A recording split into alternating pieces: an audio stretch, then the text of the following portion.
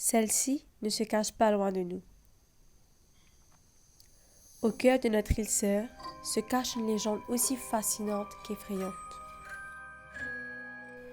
Grand-mère Cale, une sorcière redoutée, hante les montagnes de l'île de la Réunion. Elle est connue pour sa représentation exacte de sorcière, avec son long nez, ses longs cheveux gris et ses yeux perçants. Il existe plusieurs versions de cette légende, mais l'une d'elles raconte qu'autrefois, durant la colonisation française sur l'île de Bourbon, une propriétaire d'esclaves nommée Cale était particulièrement redoutée. Celle-ci était connue pour sa cruauté et son mépris envers ceux qu'elle exploitait. Selon la légende, un jour, un esclave nommé Mafat se rendit dans la propriété de Grand-mère Cale.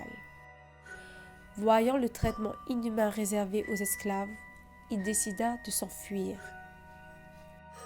Après une longue marche, il trouva refuge dans une vallée entourée de montagnes, un endroit idéal pour se cacher.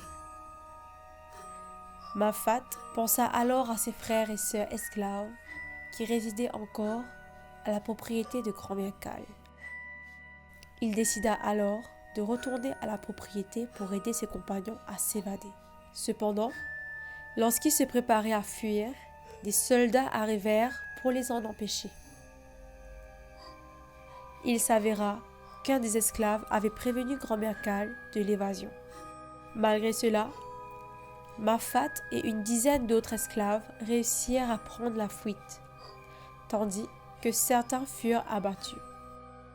Accablé par le chagrin, Mafat décida de venger ses camarades en empoisonnant Grand-mère Cale.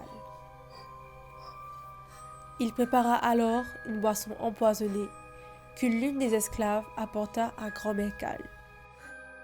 La méchante propriétaire, victime du poison, subit une transformation terrifiante. D'après la légende, elle devient un grand oiseau noir hantant les montagnes de l'île de la Réunion. On raconte que son cri résonne encore dans les vallées, un présage de malheur imminent pour ceux qui l'entendent. À l'image du croque-mitaine, Grand-mère Cale n'aime pas beaucoup les enfants. On la décrit souvent comme une sorcière avec tous les attributs classiques, balai, cape et chat noir. Le piton de la fournaise est considéré comme le repère de cette sorcière, où elle réside avec son époux Grand Diable. Les familles réunionnaises, conscientes de cette légende, prêtent oreille attentive aux nuits où le cri de Grand-mère Cale se fait entendre. Ce cri est perçu comme un avertissement, incitant à la prudence et au respect des traditions et l'histoire de l'île.